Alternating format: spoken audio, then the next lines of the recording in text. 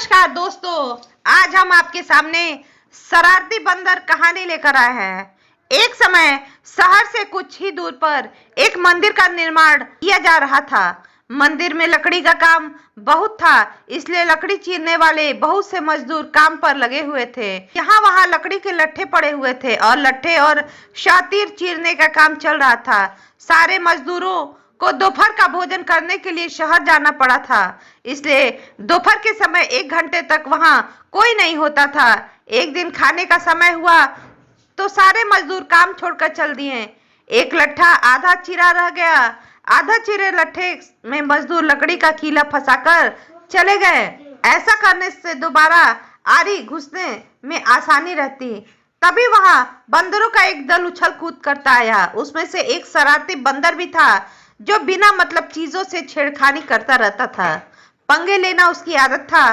बंदरों के सरदार ने सबको वहां पड़ी चीजों से न छेड़छाड़ करने का आदेश दिया। सारे बंदर पेड़ की ओर चल दिए, पर वह शैतान बंदर सबकी नजर बचाकर पीछे रह गया और लगे अड़ंगेबाजी करने। उसकी नजर अधचीरे लट्ठे पर पड़ी। बस वह उसी पर चढ़ गया और बीच में अड़ाए गए कीले को देखने लगा।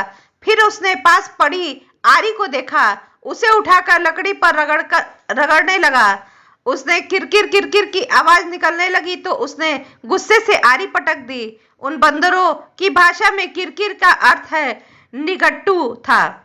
वह दोबारा लट्ठे के बीच फंसे कीले को देखने लगा। उसके दिमाग में कौतूहल होने लगा कि इस कीले को लट्ठे के बीच से निकाल दिया जाए तो क्या होगा।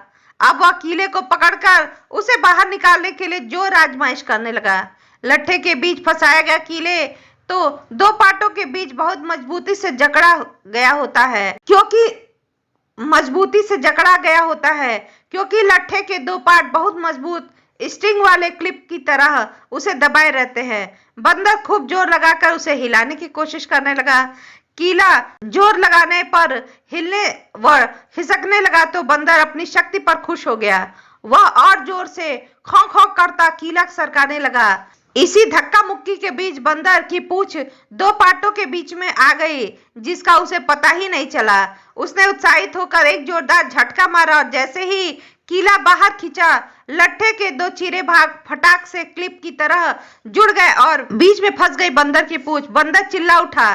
तभी मजदूर वहां लौटे। उन्हें देखते ही बंदर भी भागने के लिए जोर लगाया तो उसकी पूंछ टूट गई। वह चीखता हुआ टूटी पूंछ लेकर भागा। इसीलिए तो दोस्तों कहते हैं कि बिना सोचे समझे कोई काम ना करो। धन्यवाद दोस्तों। यदि शरारती बंदर की ये कहानी अच्छी लगी हो तो प्लीज इसे लाइक शेयर सब्सक्राइब करना ना भूलें।